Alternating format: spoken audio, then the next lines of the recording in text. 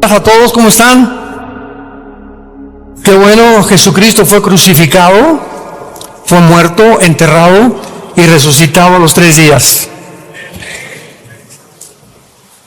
Y ha sido el personaje más grandioso de toda la historia, indubitablemente, y nos encontramos en un tiempo donde la Biblia nos muestra con lujo de detalles que la humanidad verdaderamente, certeramente, inequívocamente ha llegado al final.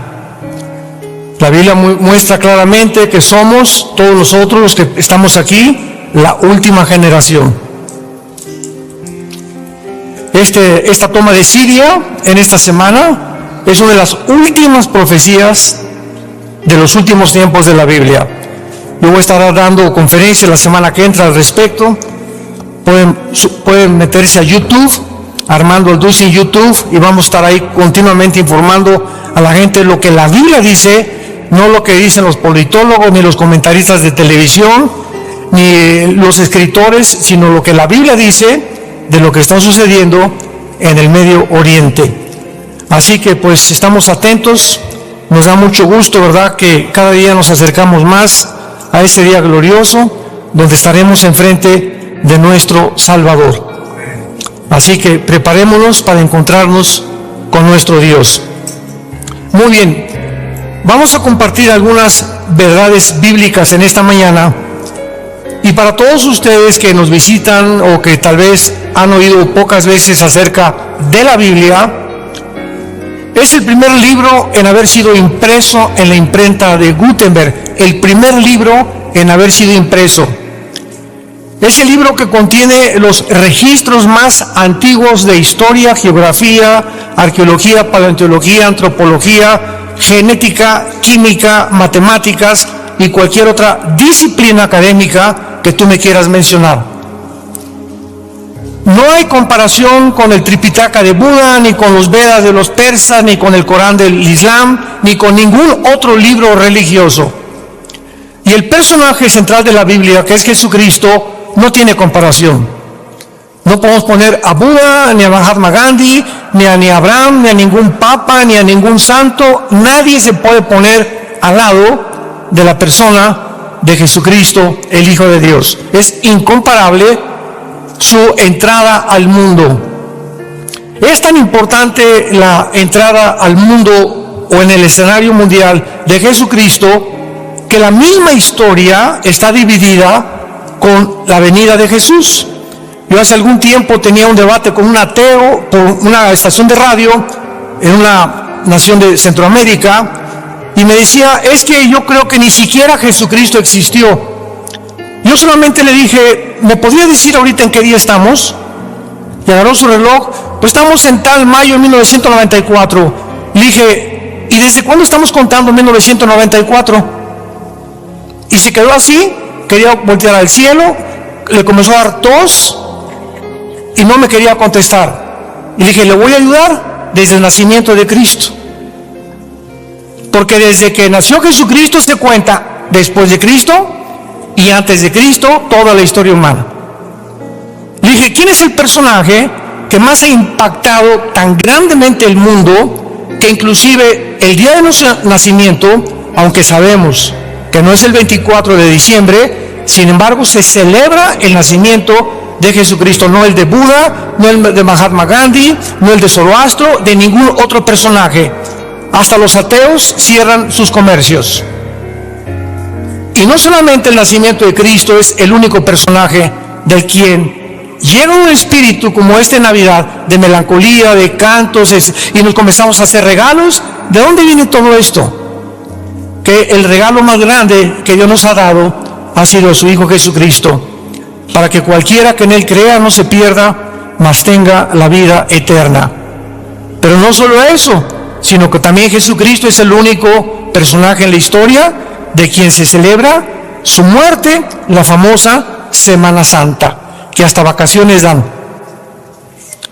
Entonces, cuando venimos a la Biblia, que es el libro que nos muestra la vida, el carácter de Jesucristo, que Él es el reflejo del único Dios vivo y verdadero, vamos a encontrar evidencias filosóficas, históricas, éticas, genéticas, repito, porque más del 40% de las profecías de la Biblia se han cumplido.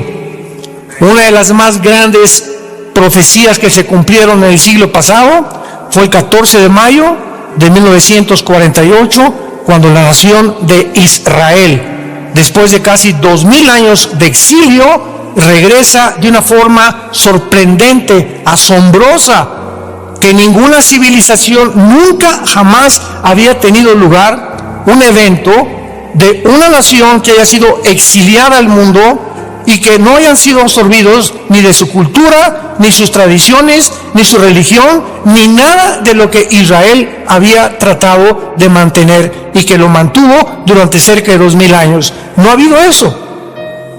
Aquí, por ejemplo, en Estados Unidos, cuando pasamos los mexicanos al otro lado, o los que quieren vivir ya, guatemaltecos, nicaragüenses, hay un fenómeno, ¿verdad?, que al entrar a Estados Unidos, los mexicanos o los que viven o han nacido allá ya no quieren ni hablar español, porque quieren ser absorbidos por la cultura, no quieren ser diferentes a los demás y se visten con sus calcetines, su cachucha, quieren vivir tipo americano, porque se tienen que adaptar. Italianos, alemanes, ya no hablan italiano, ya no hablan alemán. Pero no así sucedió con el pueblo judío. Las conferencias anteriores que vimos el viernes y ayer, pueden ustedes encontrar mucho más información. Ahora, muy bien, veamos a continuación que muchos filósofos y muchos escritores han tratado de ofrecernos diversas interpretaciones acerca del origen del universo. Si hay aquí astrónomos, maestros universitarios, simplemente les recuerdo, o ateos, escépticos, o personas ateas, de que nunca jamás mediante la ciencia se podrá investigar el origen del universo. Primer paso de nuestra tesis: nunca científicamente se podrá probar el origen del universo. Nunca se podrá probar científicamente quiénes somos, ni tampoco hacia dónde se dirige la humanidad. Ni Walter Mercado, ni el chamán, ni los brujos, ni Nostradamus, nadie nos puede decir con la exactitud y los detalles que están escritos en la Biblia. ¿Por qué digo esto? Porque para que algo sea científico, si hay aquí estudiantes de la universidad, tiene que ser demostrativo, tiene que ser probado en un laboratorio, en un tubo de ensayo, y es imposible que alguien pueda decir: yo estuve en la creación y así fue. Bueno, entonces los astrónomos comienzan a inventar. ¿Y qué fue lo que inventaron desde hace más de 2-3 siglos? Que el mundo se inició con una explosión que se llamó el Big Bang, y que a través de esa explosión entonces hubo una mezcla, una sopa de elementos químicos y se produjo la vida. Y cuando comenzamos a examinar esta teoría, escuchen, que se adoptó como la verdadera teoría del origen del universo en Oxford, en Harvard, en Princeton, en Yale, en la Universidad de México y en las universidades del mundo entero. Y se adoptó además como algo evidencial, que podían, y lo escribieron casi científico, que habíamos venido de Chita, que éramos el producto accidental de una evolución, cuando nunca jamás en la historia se ha demostrado la evolución, porque jamás ha habido la mutación de una especie a otra especie. Y cuando se descubre en 1954 por los doctores Crick y Watson la molécula del ADN, el ácido desoxirribonucleico, se acabó. El 60% de los ateos se convirtieron, al darse cuenta que era imposible sostener mediante los aminoácidos, ni por la segunda ley de la termodinámica, ni por la biología, y menos ahora por la genética. Era una imposibilidad la evolución, y se seguía enseñando en las universidades. Entonces vemos nosotros un mundo, ¿verdad?, completamente confundido, donde los científicos también postulan teorías que no pueden tener ningún sostén científico. Si alguien te dice comenzó por una explosión el mundo y el universo, ¿quién produjo la explosión? Y vamos a seguir con esta línea, como decíamos ayer, y si una explosión, ¿acaso la materia produce el pensamiento o la conciencia?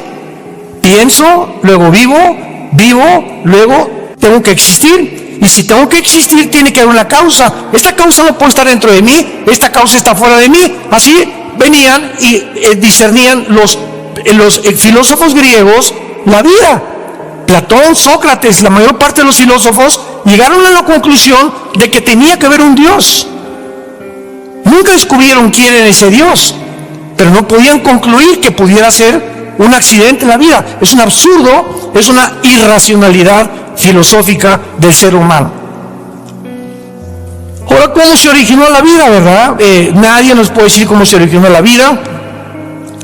Hace algún tiempo, un doctor llamado Sigmund Freud, que comenzó a tratar, después de que rechazó la Biblia cuando era joven, de investigar realmente el problema de la conducta, de la mala conducta del ser humano. Entonces Freud comenzó a hacer experimentos con personas con problemas de carácter mental y los comenzó a hipnotizar. Y al hipnotizarlos, él trataba de, después de la conciencia, pasarla a la subconsciencia, pasarla a otra conciencia, para que de forma inconsciente o subconsciente arreglarlos mientras estuvieran hipnotizados, regresándolos a la conciencia, pudieran estar sanados. Y finalmente atribuyó, es que el problema de los seres humanos está en la sexualidad infantil. ¿Y qué atribuyó Freud al ser humano? Que el problema se encontraba en la mente. Damas y caballeros que nos visitan, la Biblia es el único libro que nos dice quiénes somos. Pues lógico, si yo compro un carro en la Volkswagen y se me descompone, no voy a ir a la Mercedes-Benz a que me lo arreglen. ¿Por qué? Porque ellos no son los fabricantes. Entonces, si algo tiene un problema con mi carro, lo llevo con el fabricante. Y si un problema humano existe, no voy con el psicólogo que me ayude, ni con el psiquiatra, ni con la doctora Corazón. Tenemos que recurrir con el fabricante. ¿Y quién fue el fabricante? Dios, el Dios de la Biblia, el Dios y Padre Jesucristo. ¿Y qué dice Él? Dejemos que Dios nos hable, permitámosle a Dios que pueda exponer realmente lo que la revelación que nos dejó condensada en la palabra de Dios. Y Jesucristo nos dice aquí en la Biblia, a los que lo quieran apuntar, que somos un espíritu, número uno, que tenemos un alma y que vivimos dentro de un cuerpo. Entonces, el ser humano no es solamente intelectual, como dicen ateos, es que aquí hay moléculas moviéndose y somos el resultado de líquidos gástricos y las neuronas que expelen también ciertas cosas y ciertas sopas que se conjugan en el cerebro y de ahí viene el pensamiento. Y vuelvo a repetir, buscan la manera de poder explicarle al ser humano las barbaridades que no pueden explicar porque ellos no son los fabricantes. Entonces, si somos espíritu, el ser humano no lo sabe. Y entonces el ser humano se ha dedicado a ¿qué cosa? Alimentar la mente, o sea, el intelecto, filósofos, ciencias políticas, astronomía, y nada de eso está mal. Y el cuerpo, una buena comida, una buena alimentación, una buena bebida, no Coca-Cola, no harinas blancas, no sal, etcétera. Ejercicio, porque el cuerpo necesita un sostenimiento, así como la mente. Una persona que no lee un libro al mes, te vas a quedar hecho un chorizo. Dicen que en Europa leen 30, 40 libros mínimo los universitarios al año. Cuando se hizo una investigación en el continente americano, ¿cuántos libros se leían en México? Uno cada 3, 4 meses. Con razón. Tenemos que alimentar la mente. Pero ¿cuántas Netflix ves? ¿Y cuántos cuentos de Calimán te has leído? ¿Y cuántas telenovelas han visto? No se pierde ninguna telenovela. Por eso estamos como estamos, donde hemos llegado a un punto donde ya no discernimos ni qué está pasando con el gobierno, ni qué está pasando con México, ¿verdad? Porque el fraude más grande del siglo XX fue la teoría de la evolución. Fuimos engañados y volvimos a ser engañados en el siglo XXI y de una forma pseudocientífica. Y ahorita andan buscando al doctor Fauci y al doctor Bill Gates para meterlos a la cárcel.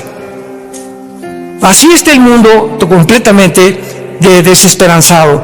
Entonces va a Jesucristo, Dios manda al mundo a su Hijo Jesucristo hace 2000 años, y Jesucristo dice esto: no solo de pan vivirá el hombre, y se lo dice a Satanás, Mateo capítulo 4, sino de toda palabra que sale de la boca de Dios. Dios viene en la forma de su Hijo al mundo a decirnos: si tú eres espíritu, hijo mío, tu espíritu está completamente muerto. Y entonces estás tratando de comprender el universo, el mundo, mentalmente, intelectualmente, e intelectualmente es limitada el pensamiento y el conocimiento humano. Y cuando un ser humano quiere tratar sin el espíritu, intelectualmente, de buscar y conocer a Dios, acaba loco. Y el ejemplo más grande es Friedrich Nietzsche del siglo XX, un filósofo alemán que escribió Dios está muerto, y fue contagiado por Carlos Marx, que dijo Dios no existe, el problema son la lucha de clases. Si el proletariado le quita a la burguesía esto, ¿verdad?, y derriba a la burguesía, se van a liberar, va a haber equidad. Y ahora el Foro Económico Mundial en el siglo XXI, léelo, es la copia completa del comunismo y del marxismo de izquierda hegeliano y la dialéctica materialista. Métete a Google, Foro Económico Mundial, y dice: bienvenidos a esta ciudad, no vas a tener casa, no vas a tener ropa, bienvenidos porque no tienes por qué tener nada. Y esta teoría se está ya implementando en México. Hace 2 semanas comenzaron las expropiaciones en México, que es el cuarto paso de la agenda. Y estamos aceptando y vamos al camino de Venezuela, de Cuba, de Nicaragua, de Colombia y de Bolivia. Y nadie está consciente de todas estas cosas. Seguimos como borregos, conformándonos solamente en mi mundo, sin interesarme lo demás, ni tampoco poner a Dios dentro de mi vida. Lo sacamos de la ecuación y por eso perdemos completamente el rumbo. Entonces Jesucristo nos dice: tu espíritu necesita alimento, y el único alimento para nuestra vida espiritual se encuentra en la Biblia. Dice 2 de Pedro capítulo 2: deseen como niños recién nacidos la leche espiritual, para que por ella crezcan para salvación. Entonces, si tú no tienes contacto con la Biblia, pues eres muy inteligente y esto y el otro, y vas a llegar un momento en el que con tanto conocimiento intelectual no vas a entender ni quién eres. Y se llegan ahora las personas más influenciables, más multimillonarias y los filósofos más grandes del siglo XXI a reunir en Davos, Suiza, una vez al año, con todos los exmandatarios, exsenadores, pensadores, filósofos, y acaban de declarar en el Foro Económico Mundial que somos dioses. Que somos dioses. Y que la Biblia no existe, ni Cristo existe. Y que vamos a crear una superraza de seres humanos, porque tenemos ahora la tecnología, la cibernética, y tenemos ahora la genética, para mezclar ya razas y mezclar las características del murciélago, que tiene un radar, y sacar el ADN del murciélago, mezclarlo con el ADN del ser humano o con el ADN de un león, para que seamos hombres guerreros, y además con el radar, y mezclar así todos los ADNs cuando la misma genética lo impide. Y se vuelven mutaciones, ¿verdad? Se vuelven cosas híbridas o quimeras que no pueden tener ninguna realidad real, científica. Pero es la locura a la que hemos llegado, hermanos, en Cristo, damas y caballeros. Y tenemos que abrir los ojos para darnos cuenta que tenemos que comenzar a regresar a Dios. ¿Cuál es el verdadero propósito de nuestra existencia? El ateísmo, el humanismo, el materialismo y la evolución afirman que todo es material. Yo lo digo porque yo, antes de convertirme y conocer a Jesús, yo fui ateo. Yo me decepcioné de la religión, no de Jesús, porque crecí en colegios lasallistas, en la primaria, la secundaria, la preparatoria. Jamás nos enseñaron la Biblia, nos enseñaron una religión. Y cuando me dijeron que yo ya quería ser cura, a los 14 y 15 años de edad, en el seminario salesiano de Acapulco, Guerrero. Y me dijo el arzobispo, en una mañana, todos los que éramos como 4 o 5 estudiantes que estábamos juntos, nos entraron como acólitos. ¿Se acuerdan que antes había los acólitos? Y nos enseñaban el latín para que le contáramos al Padre. Cuando el Padre entra al altar, dice, me introduzco al altar de Dei. Le teníamos que contestar, Adeum Coletifica Juventutem Meam. Él dice, me introduzco al altar de Dios a ofrecer el sacrificio de Cristo por los vivos y los muertos. ¿Y qué dice la Biblia? Que ya fue sacrificado. Entonces, ¿qué es lo que estaba diciendo este señor al entrar a un supuesto altar? Que se brincaron la cruz y que ahora tenías que volver a recibirlo con la famosa comunión. Y te tomas la comunión el domingo y el lunes, martes y miércoles te portas como diablo y la vuelves a tomar otra vez el domingo. O sea, Cristo entra y se sale, entra y se sale. ¿Y qué dice la Biblia? Les doy vida eterna para siempre. Y cuando recibes a Cristo es una vez y para siempre. Comienzo a leer la Biblia, mi hermano me la da, comienzo a leer Juan y me doy cuenta que habíamos sido engañados. Y encuentro que la verdad nos haría libres, se caen las vendas, abrimos los ojos por primera vez y nos damos cuenta cuál es la verdad. Y Jesús lo dijo en Juan 14:6, yo soy el camino, la verdad y la vida.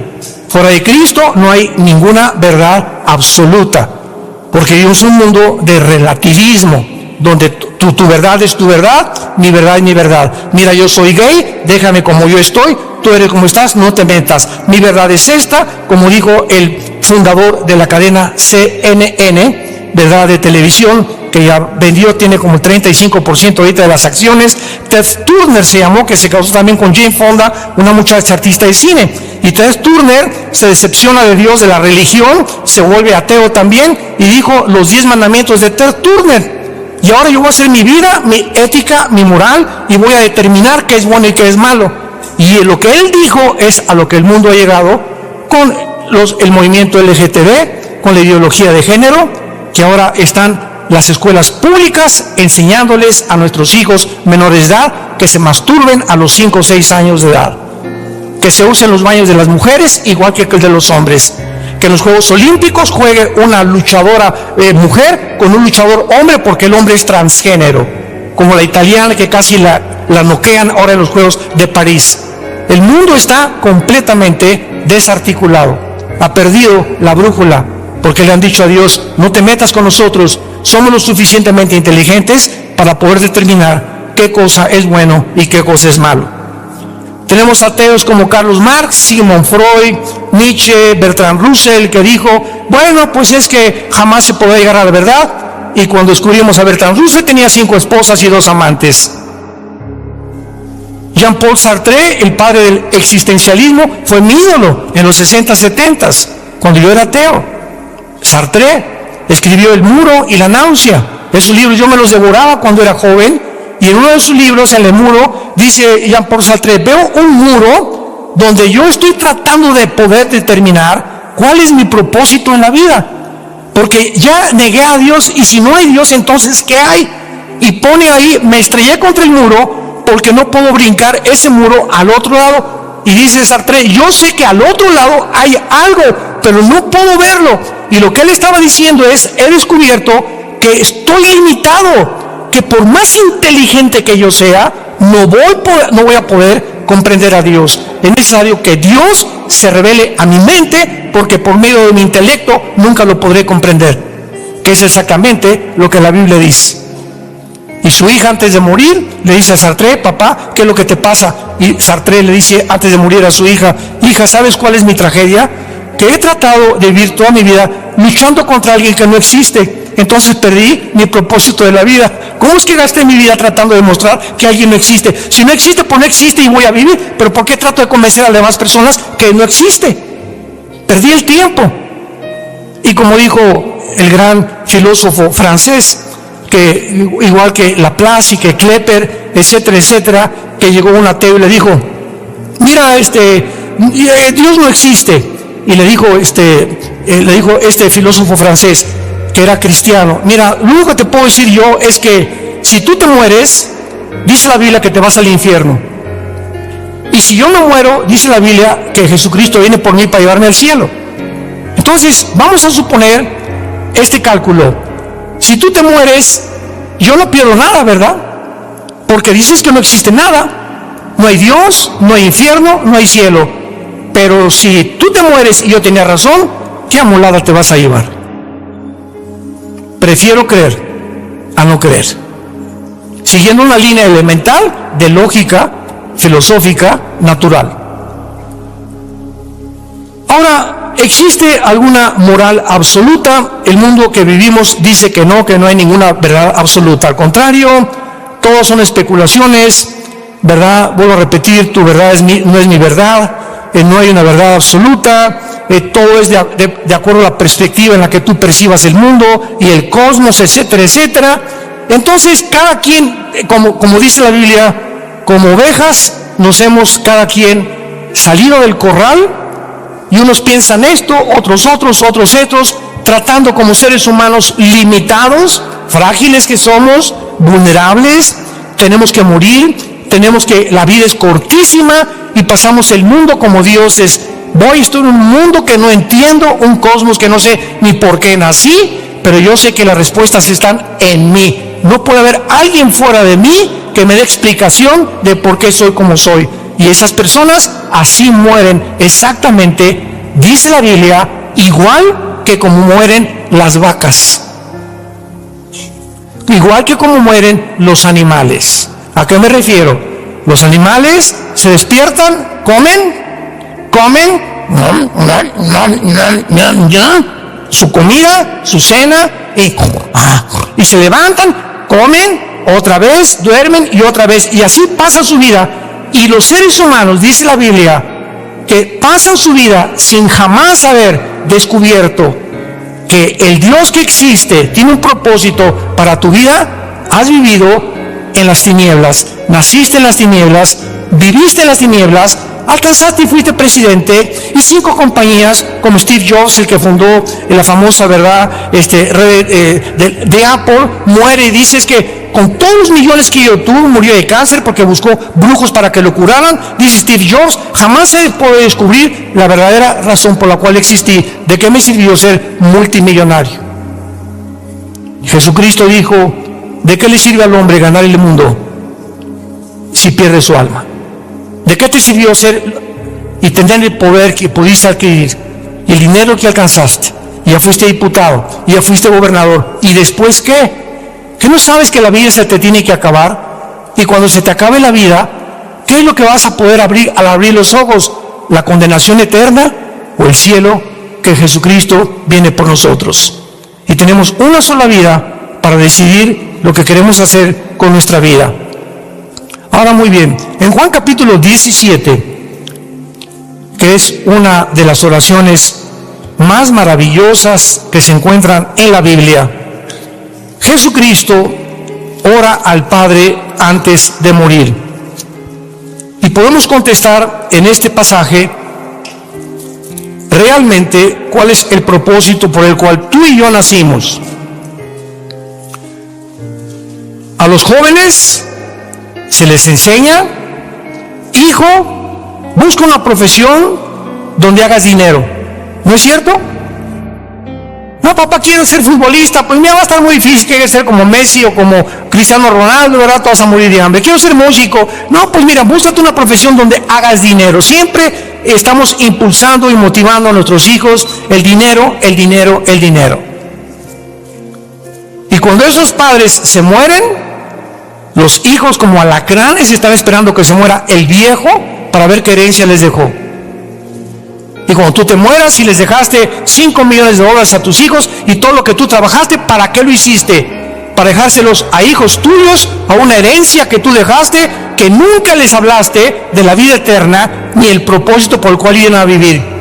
Tú le dejas a un hijo tuyo dinero, ese hijo se va a echar a perder y se convierte en una maldición para su vida. Pero si tú te mueres y tus hijos no tienen ni un petate donde acostarse, pero con la seguridad que tu hijo, mi Panchito y mi Carmelita, tienen a Jesucristo, te mueres en paz porque Dios se va a encargar de ellos.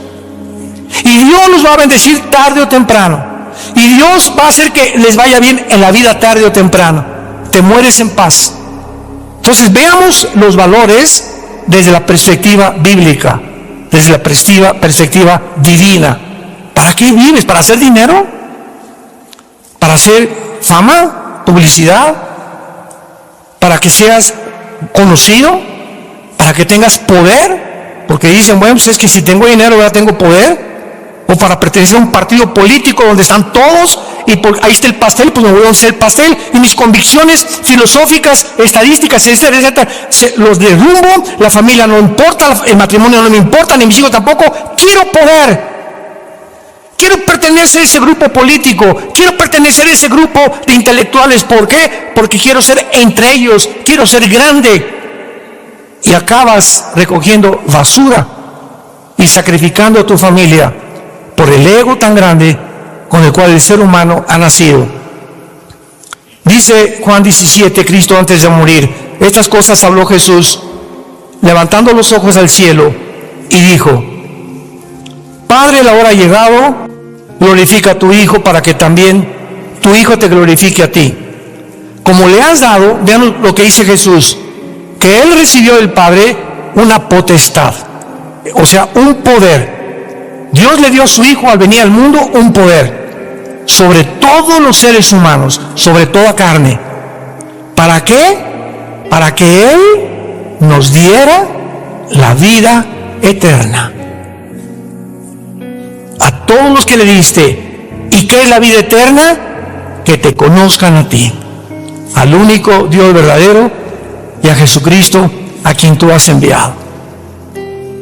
Dios manda a su Hijo para decirnos: diles que son peregrinos, que somos extranjeros y estamos habitando un mundo temporalmente, y que la vida no se acaba con la muerte. Y yo tengo que demostrarles que la vida no se acaba con la muerte. ¿Y qué hizo Jesucristo? Es crucificado, muerto, enterrado y resucitado a los 3 días. Y la resurrección de Cristo es la base fundamental, el bastión del cristianismo. El cristianismo no podría existir si Cristo no hubiera resucitado.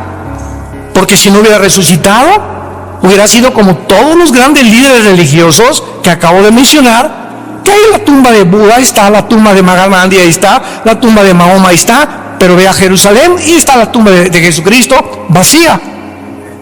Y no solamente eso, sino las pruebas históricas que existen de la resurrección de Jesucristo. Entonces, si Jesucristo no resucitó, nosotros tampoco vamos a resucitar. Y si no hay resurrección de muertos, comamos, vivamos. ¿Para qué le soy fiel a mi esposa? El que no tranza no avanza. Aquí se trata todo de hacer dinero. Pues voy a chantajear, voy a defraudar, no voy a pagar mis deudas. Voy a tratar de tener amigos por intereses políticos o económicos nada más. Voy a tratar de abrirme paso a como dé lugar. No me importa que sacrifique a mi familia, porque solamente soy yo. Hago mi jaula a mi alrededor y me meto en una pecera donde solo yo existo. Mis propósitos, mis intereses y los demás a mi alrededor, no me importa nada. Y viene Jesucristo y nos rompe esa cápsula en la cual nos habíamos encerrado y nos dice: el secreto de la vida no es encerrarte en ti, sino en vivir para los demás. En vivir para los demás. Yo no vengo a que ustedes me sirvan.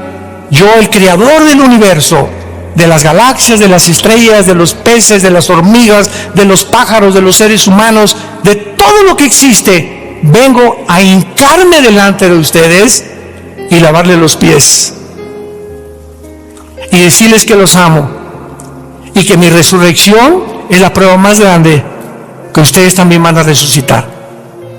Y si Jesucristo no hubiera resucitado, no tendríamos ninguna garantía de que hay vida después de la muerte. Esta es la vida eterna, que conozcamos a Dios.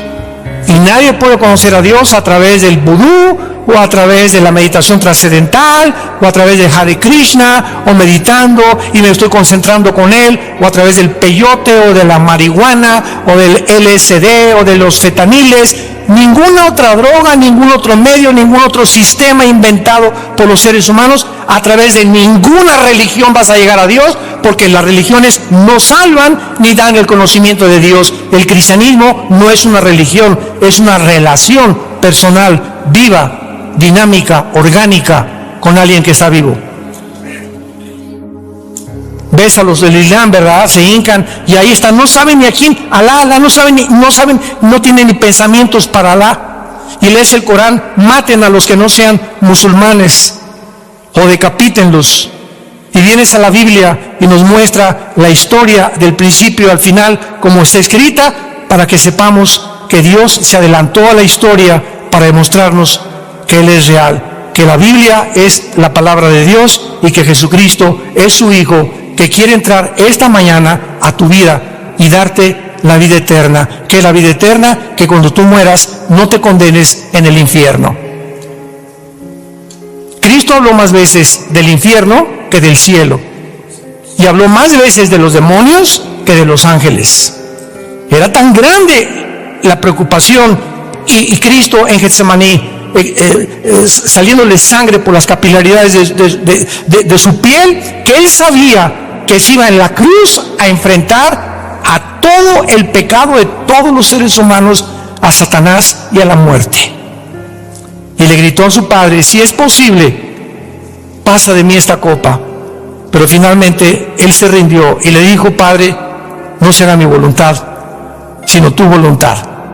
Porque de tal manera amó Dios al mundo que nos dio a su Hijo Jesucristo. Entonces Dios podía enviarnos palomitas y miren, yo los amo y les voy a dar, vayan al cine. Cualquier religión salva, sigan cualquier religión, pero Jesucristo desde el cielo nos manda un mensaje: no hay manera que tú tengas contacto conmigo si antes no conoces a mi Hijo en la cruz. No hay manera de conocer a Dios si antes no conoces a Jesucristo, porque es Jesucristo el mediador, el que nos conecta con la fuente de energía. Y si tú crees esto, tienes la vida eterna. Y cuando tú mueras, morirás en paz y abrirás tus ojos y tendremos miles de ángeles a nuestro alrededor que nos llevarán a la presencia de Dios.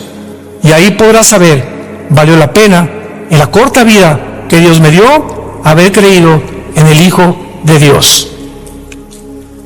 Ahora veamos claramente también que en la Biblia encontramos varias falsas doctrinas, y casi todas las cartas de los apóstoles, como Timoteo, Filipenses, Gálatas, la carta a los Corintios, son advertencias que mientras estemos los cristianos en este mundo, se van a levantar falsos apóstoles, falsos profetas, falsos maestros, que por todos lados van a tratar de engañar. Les voy a citar algunos rápidamente. Por ejemplo, hay una secta que se llama los Testigos de Jehová, y fueron fundados por Charles Russell en 1844, y ellos profetizaron que Cristo vendría en 1874 y que el mundo acabaría en 1914. Ellos no creen en el infierno, no creen tampoco que Cristo es Dios, no creen en la vida eterna. Eso es una falsa, completamente un falso profeta. Tenemos al fundador de los mormones, José Smith, 1880. Este hombre, José Smith, un día llegó con su esposa y le dijo: ¿sabes qué? Que se me apareció un ángel que se llamaba Moroni. Y este ángel me dijo que fuera a cierto lugar, un montecito, e iba a encontrar yo unas tablas escritas en egipcio cuneiforme, y que yo las tradujera, y de ahí salió el libro del Mormón. Vamos a ver que fue una mentira. Y además le dijo a la esposa, y además me dijo el ángel que tú no eras la única, que puedo tener 10 igual que tú. Yo le he dicho muchas veces que si yo llego a mi casa mañana y le digo a mi esposa: duermo en el suelo. O me dice: ahí está tu maleta, ¿verdad? Y agarra carretera. O sea, vino el politeísmo. Entonces, este hombre, José Smith, dijo esto, ¿verdad? Cosa que no es verdad, porque el libro del Mormón es una versión falsa de la Biblia King James en inglés, con algunas modificaciones. Tampoco ellos creen que Jesucristo es Dios, pero además tienen el libro del Mormón, la perla de gran precio, Doctrinas y Convenios, donde se introduce la poligamía, y fue muerto él en la cárcel, porque en ese tiempo la Constitución de Estados Unidos fue hecha y estaba prohibido tener más de 2 o 3 mujeres viviendo contigo. Lo mataron a José Smith en la cárcel. Tenemos a Jim Jones, 1978. ¿Se acuerdan de Jim Jones? Era, entre comillas, se decía pastor en California. Y entonces juntó un grupo como de 1,000 personas y se las llevó a la Guyana. Busca hasta su vida en internet. Y se los llevó a la Guyana junto a Venezuela. Y allá les dijo que era el milenio, que iba Jesús muy pronto a venir por ellos. Y entonces comenzaron todos a trabajar en el campo. Al año de estar ahí en la Guyana, comenzó a decirles a los hombres que sus esposas eran de él. Y comenzó a tener relaciones con todas las mujeres del campamento casadas. Y a tener hijos con todos. Y los hombres, de una forma incomprensible, pero comprensible espiritualmente porque eran demonios, se convencieron los hombres que él era Mesías. Y le entregaron a sus esposas. Tú dirías, yo tendría que estar loco para hacer eso, ¿verdad? Pero cuando un demonio entra a una persona y te altera las neuronas, ya no piensas de una forma normal. Comienzas a hacer locuras, precisamente por la influencia demoníaca en tu mente. Entonces Jim Jones, ¿verdad? Finalmente los senadores de Estados Unidos mandaron aviones para investigar qué estaba pasando en la Guyana con los ciudadanos americanos. Entonces él descubrió, y cuando iban saliendo de regreso los senadores, que descubrieron que era un falso profeta, los mataron a todos en el aeropuerto. Hasta que al final él a todos los 1,000 personas del campamento les dio a beber en un Kool-Aid veneno, y todos se suicidaron, y él se pegó un balazo en la cabeza. Y tenemos a David Koresh también. David Koresh, 1993, en Waco, Texas, líder de la secta los Davidianos. Enseñaba que él era el ángel del Apocalipsis. Sedujo lo mismo a todas las mujeres y a los niños los violaba. Ordenó que compraran armas largas, y cuando llegaron el ejército, la FBI, la policía, para rodear el campamento y darse cuenta que no era un grupo cristiano, incendiaron completamente y se murieron quemados la mayoría. Y tenemos finalmente a Juan Carlos Miranda en el año 2000, líder de la secta Creciendo en Gracia. Ven el internet, Juan Carlos Miranda dijo primero que él era Cristo, después el anticristo. Y cuando entraba hacia el púlpito decían: damas y caballeros, Jesucristo en persona. O sea, ¿cómo puede un público, el día que Alá les diga Jesucristo en persona, ustedes van a ir a esta iglesia, ¿verdad? Venía a Alá y el pastor ya se volvió loco, ¿qué le pasa? Pero ¿cómo es posible, pregunta, que haya un público que acepte esto? Nos damos cuenta que poco a poco el engaño va entrando porque los cristianos no quieren estudiar la Biblia. Y llega el momento en tu negligencia espiritual que comienzas a creer cualquier cosa, porque ya no tienes el discernimiento para saber quién es verdadero y quién es falso, porque no te ha gustado nunca estudiar las Sagradas Escrituras. Y finalmente tenemos también extremos en las profecías bíblicas. Por ejemplo, hace algún tiempo oí que no sé cuántos se acuerdan de las famosas lunas de sangre. ¿Se acuerdan? Que fueron las famosas lunas de sangre, y comenzaron las redes sociales que Cristo ya venía, que esto y que el otro, y que era la señal, y que era el cumplimiento de Joel 2, 30 y 31. Vean lo que dice Joel 2, 30 y 31 en el Antiguo Testamento. Dice así: y daré prodigios en el cielo y en la tierra, sangre, fuego y columnas de humo. El sol se convertirá en tinieblas y la luna de sangre antes, por el amor de Dios, subraya esa palabra. ¿Cuándo va a suceder eso? Antes que venga el día grande y espantoso de Jehová, que es la segunda venida de Jesucristo. Entonces, ¿cómo pueden adelantarse, verdad, de que ya Jesucristo iba a venir cuando ni siquiera estamos en la segunda venida, cuando ni siquiera el anticristo ha surgido?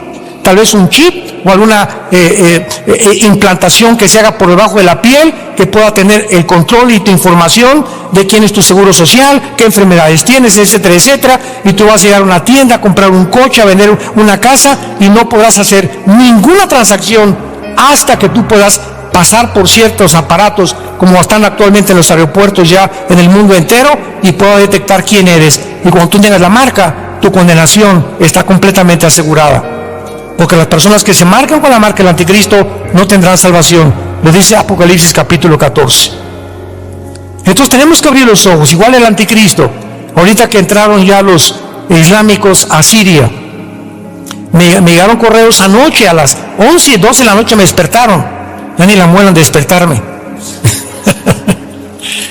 Oye, este señor Al-Galani, el nuevo líder ahorita de los yihadistas ahí en Siria, te está diciendo que es el anticristo. ¿Qué dice la Biblia del anticristo? Que va a surgir cuando se junten 10 naciones, 5 de Europa, ya lo hablamos ayer, y 5 del Medio Oriente, y una vez que haya un G10 de naciones, 5 de Europa y 5 del Medio Oriente, porque Europa va a quedar sola, Estados Unidos va a caer, tarde o temprano, Rusia va a caer, va a quedar como un pollito desamparado, Europa va a tener que pedir el petróleo al Medio Oriente, y se van a unir Europa con el Medio Oriente, y cuando esta unión haya, y la leamos en los medios de comunicación, de uno de estas 10 naciones saldrá el anticristo. Y lo hemos repetido tantas veces, lo enseña la Biblia por todos lados. Y el anticristo va a ser islámico, va a ser musulmán. Y va a salir exactamente de donde está ahorita la rebelión en Siria y entre Irak. Porque en el Antiguo Testamento, Babilonia, que era la cabeza del estado de Nabucodonosor, era Babilonia, que es Irak, Siria y el Líbano, o sea, la antigua zona de la Mesopotamia, que significa tierra entre dos ríos, entre el Tigris y el Éufrates. Entonces, ahorita, la zona geográfica donde acaban de derrocar al presidente de Siria, y Rusia se sale, e Irán se sale, inconcebible, porque Rusia tenía en Siria la única base naval al Mediterráneo.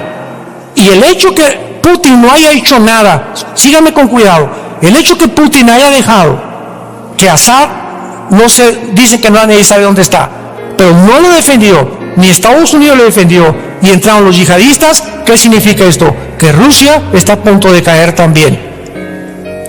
Pero acuérdense cuando cayó el comunismo en 1991, que Mikhail Gorbachev dijo, es que teníamos desde los 80s, 10 años, con una vida de bluff. La Unión Soviética era una fachada, donde todo el mundo, Rusia y el poder, estábamos en la pobreza, dijo Gorbachev. Sacamos a Dios y nos alejamos del capitalismo. Y ahorita igual en los últimos, Putin, voy a usar las bombas nucleares y voy a hacer esto por el otro. ¿Y por qué le pidió 25,000 soldados a Norcorea hace como 3 o 4 semanas? Porque no ha podido con la guerra de Ucrania. Porque no ayuda ahorita y defiende la única base naval que tiene, porque es puro bluff, nada más. El poder de Putin es la guerra nuclear, y si llega a usar las bombas nucleares, entonces sí, seguramente va a ser la causa de la caída de Washington. Solamente falta un misil nuclear a Washington para que solamente en la ciudad de Washington desaparece el gobierno de Estados Unidos. Una bomba en Moscú, desaparece toda la Unión Soviética. Entonces estamos en un mundo de una confrontación donde todas las piezas están acumulando, y la Biblia nos dice exactamente cómo vamos a llegar hasta el fin para que tengamos paz. Para que en esta mañana te arrepientas de tu vida. Para que en esta mañana consideres que tú no tienes la garantía, ni yo tampoco, de que mañana vamos a amanecer. Nuestra vida siempre pende de un hilo. Un infarto al corazón, de repente te sientes muy bien y vas al doctor. Discúlpeme, don Pancho, pero la radiografía dice que usted está lleno de cáncer. Una embolia cerebral, una bala perdida, un accidente de tránsito. Ni tú ni yo sabemos que mañana vamos a vivir. La Biblia dice, como tú no sabes y tu vida es tan inestable y tan incierta, acuérdate y no te endurezcas cuando oigas su voz. No se endurezcan cuando ustedes oigan la voz de Dios. Y esta voz que es a través de la Biblia, yo no soy la voz de Dios, es la Biblia. Yo cito y les digo lo que dice la Biblia. Yo no soy profeta ni apóstol. Soy un simple pastor que comparto ese mensaje hace 47 años para decirles a ustedes, este libro dice, no digan, el pastor dijo, la Biblia dice que te arrepientas por cuanto Dios ha establecido un día en el que va a juzgar a los vivos y a los muertos. Va a haber un juicio y todos los hombres y presidentes y dictadores y criminales y violadores van a ser juzgados. Y si murieron aparentemente sin ser encarcelados, en la otra vida no se le escapan a Dios, porque la Biblia dice, Dios no puede ser burlado. Así que esta es tu oportunidad que tú tienes de venir a la cruz. Ven a la cruz en esta mañana, arrepentido, sinceramente en tu alma, y dile a Cristo estas palabras con tu rostro inclinado. Dile: Padre Santo que estás en el cielo. En silencio lo puedes hacer. Te doy las gracias por haber hablado a mi corazón en esta mañana a través de la Biblia. Y hacerme consciente que no he vivido según tu agrado. Que he vivido demasiado centrado en mi persona, olvidándome que hay otra vida después de esta vida. Creo con todo mi corazón que hace 2000 años tu santo Hijo Jesucristo abrió sus brazos en esa cruz y derramó su sangre preciosa como el antídoto, como la medicina para mi pecado. Me arrepiento sinceramente y me quiero volver a ti. Reconozco que el camino donde me encuentro es un camino que tarde o temprano me conducirá a la muerte. Quiero regresar a ti, Señor, y te pido que entres a mi corazón, porque creo que a los 3 días, después de haber sido muerto y crucificado y enterrado, resucitaste para que en esta mañana me recordaras que algún día volveré a vivir contigo. Entra a mi vida, Jesús, en este instante como mi Señor y mi Salvador. Te recibo y te doy las gracias por darme la vida eterna. Amén. Gracias a Dios por esta palabra.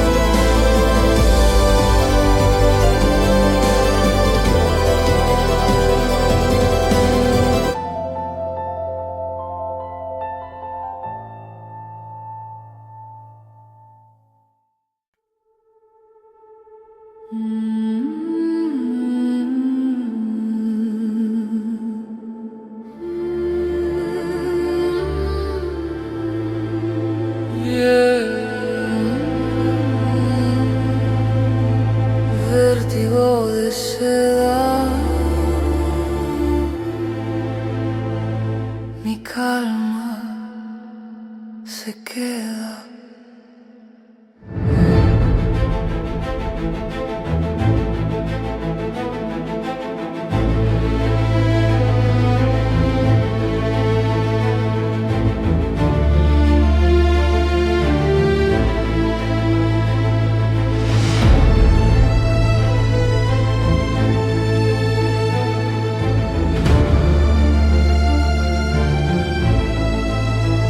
Tu piel me provoca, mi alma te toca, mi voz invoca, tu luz sofoca. La noche suspira, mi mente conspira, tu sombra delira, mi calma se vira. Vértigo de seda, mi pecho en caída, tu culpa metida, mi fe prendida.